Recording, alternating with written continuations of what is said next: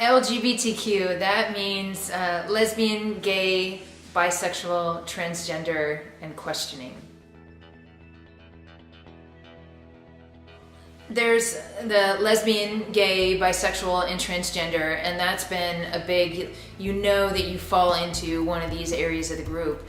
But, you know, when you're just coming out, you don't really, at least this was my experience, you know, when I was just coming out, I didn't know, am I bisexual, am I lesbian, am I even any one of these things, or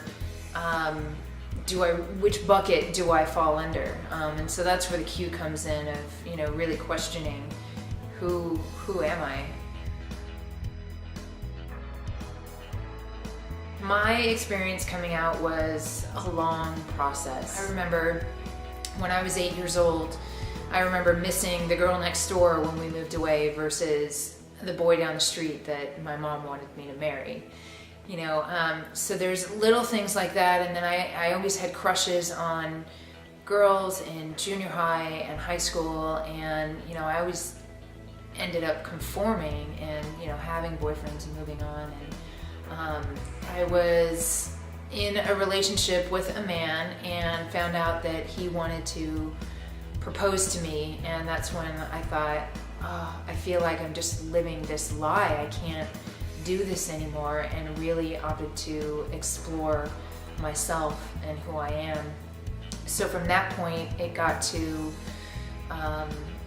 telling my friends, and then telling my family. And for me, I wanted to be in a relationship for a substantial period so that my dad wouldn't think, oh, she's just going through a phase. For me, it was, I wanted him to know that this is me, this is who I am, I'm not just going through a phase. Every day is a coming out. You know, there's not really a time when you're done coming out, because, you know, when you hold hands with somebody walking down the street, you're coming out to the strangers. And or when you go to a hotel and you get a queen-size bed and it's just the two of you, you know, you're coming out to the hotel concierge.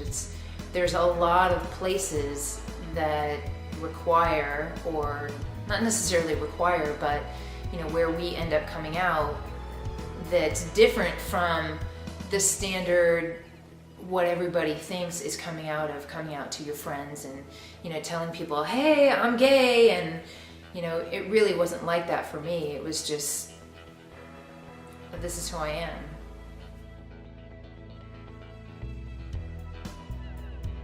The authenticity is extremely important to me. It means honoring all of me and all of who I am, and, you know, not finding an identity in one single piece of me, but finding my identity in all of who I am. So there's a piece of me, you know, I'm a lesbian, I'm also a coach, I'm a girlfriend, I'm a sister, I'm a daughter, I'm a cousin, I'm a friend, I'm a stranger, you know, I'm a consumer, I'm all these different things, and this makes up, you know, who I am, and that's a part of being authentic, is honoring all those pieces of me.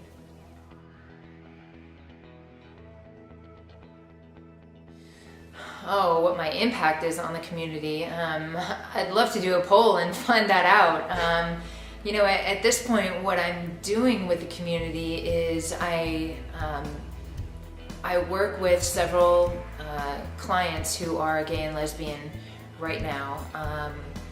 I also do a blog on the webpage that you mentioned, and, you know, I focus a little bit on some of the LGBTQ issues and getting people to really engage in the conversation. And I guess that's my impact, is engaging in conversation and finding out, you know, what is your experience, and, you know, how can you best honor your experience in your life, in your present moment, in your reality, you know, if you will. So, you know, my impact is engagement.